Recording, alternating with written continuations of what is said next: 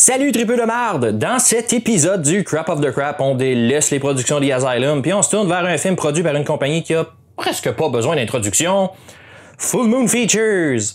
Pour ceux qui connaissent pas, c'est une compagnie de production qui a été fondée à la fin des années 80 par Charles Band et qui est responsable de plusieurs classiques sortis en direct-to-video dont Puppet Masters, Subspecies, Demonic Toys, Killjoy, Evil Bong et Ginger Dead Man.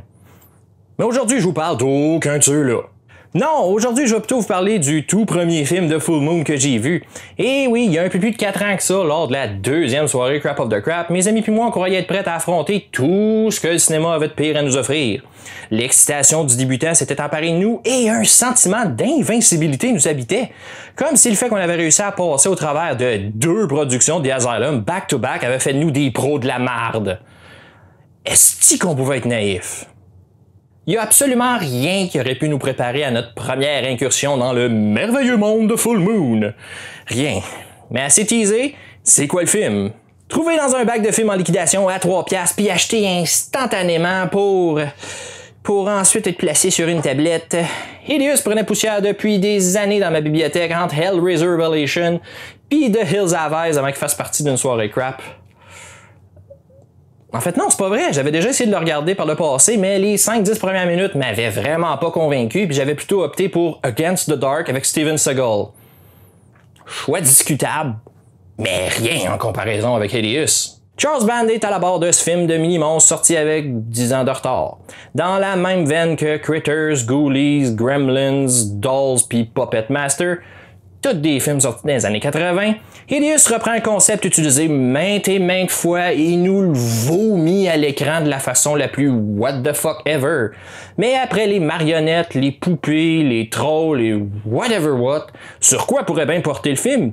Ben des spécimens biomédicaux mutants aux origines toxiques, douteuses et obscures, voyons! Essayez de dire ça plus qu'une fois sans vous enfarger dans votre gueule. Un employé des égouts repêche une anomalie de la nature d'un zoo usé de la ville.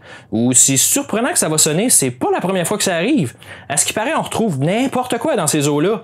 Les goutiers auraient même trouvé la bague qu'il a offert à sa femme pour la demander en mariage. Qu'un chéri, une belle bague pleine de marde pis de sida, ce sera le symbole de notre amour. Après s'être vanté de ses trouvailles auprès de ses collègues, il contacte la International Medical Specimen, ou IMS, compagnie qui s'occupe de revendre ses choses à de riches hommes d'affaires collectionneurs de monstruosités difformes. Parce que oui, apparemment, il y a un marché pour ça, pis c'est légal. Il y a certains clients de IMS qui sont privilégiés. Ceux qui sont prêts à payer le prix ont l'avantage d'être les premiers avertis lors de l'arrivée de nouveaux spécimens. Napoléon Lazare fait partie de ces clients spéciaux et après avoir vu l'hideuse nouvelle marchandise, il l'achète immédiatement pour une somme ridicule. You are to have him draft a certified check for $650,000 made out to Ms. Belinda Yost. That's right. Malheureusement, en route vers chez lui, il se fait piéger par une femme seins nus vêtue seulement d'une mini-jupe en cuir et portant un masque de gorille qui le menace avec un fusil afin de lui voler sa nouvelle acquisition. Et ce, en plein hiver. And what do you do walking around like that with no top on? I'm free, I'm proud, I'm woman. Probablement un après-midi bien normal à... Insérez ici le nom de la ville de votre choix. Persuadé de l'identité du responsable derrière ce vol crapuleux, Lazare engage un détective privé qui convoque la patronne de IMS ainsi que sa secrétaire. Une vraie tarte. More on that later. Puis les 4 se rendent à la résidence isolée du Dr Lorca, un autre collectionneur. Sur place, il constate que les 4 plus beaux spécimens de sa collection sont sortis de leurs bocaux et qui sont vivants. Refusant de les laisser s'échapper, le Dr Lorca active son système de sécurité et verrouille toutes les issues.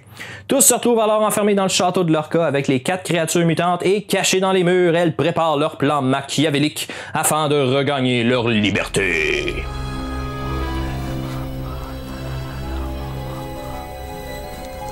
Vu que mes souvenirs du film étaient légèrement flous, j'ai dû me le retaper une 3e et même une 4e fois pour cette critique.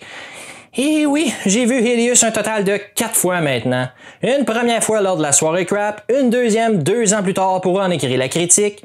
Du temps j'écrivais des critiques sur mon blog, une 3e fois il n'y a pas si longtemps que ça pour me rafraîchir la mémoire, et une 4e parce que j'avais oublié de prendre des notes la 3e fois. Qu'est-ce que je ferais pas pour vous autres, hein? Mais faut que je l'avoue, Hideous est loin d'être le pire film à avoir été visionné lors d'une soirée crap, même qu'il avait été majoritairement apprécié par ceux qui étaient présents ce soir-là. D'ailleurs, on en était venu à la conclusion qu'il méritait de rester dans ma collection, et 4 ans plus tard, il s'y trouve encore.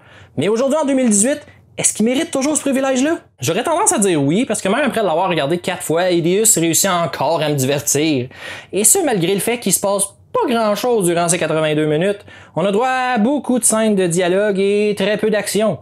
Puis les créatures, même si elles sont relativement bien faites, font quasiment sweet fuck all à part être là pis être laide.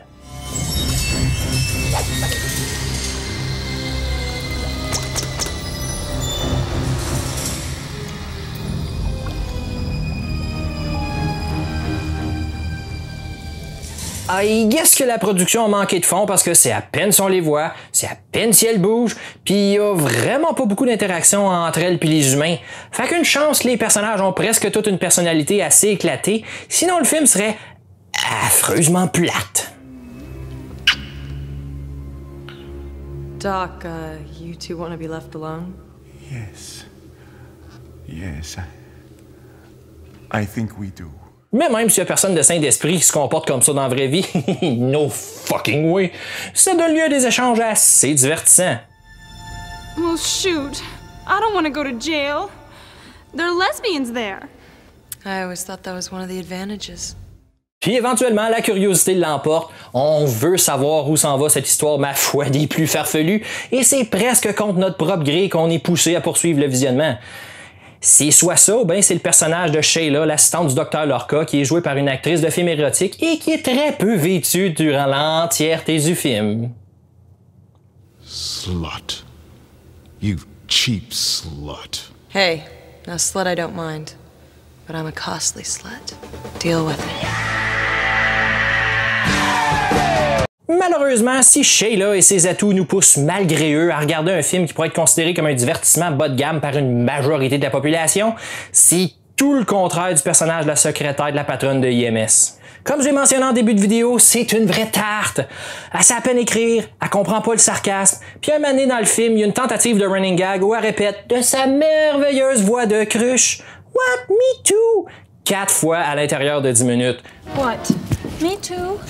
By all means, especially you, my dear. What? Me too? Oh no, you can go. Oh, thank God. What? Me too? Yes! All right. What? Me too? Yes!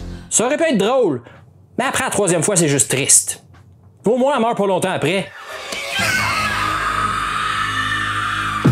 Oups, spoilers. Parlant de spoilers, comment ça finit?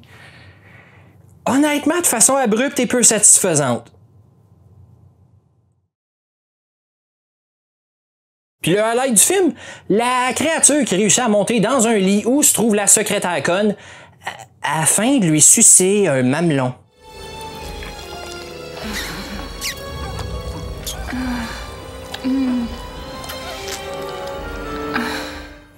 Yep. Puis après la mort de cette dernière, la créature endeuillée pleure.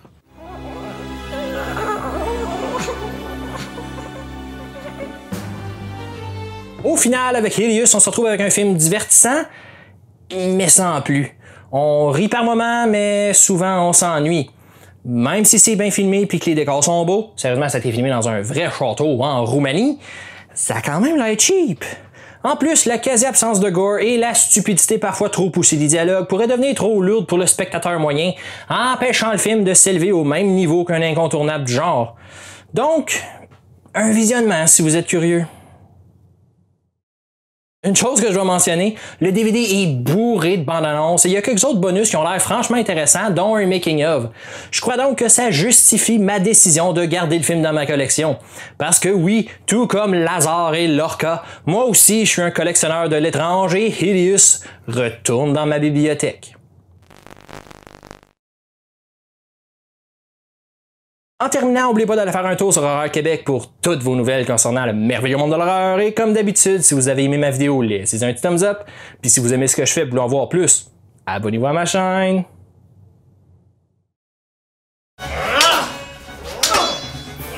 Go, Doc, you're our man. If you can't stab him, nobody can.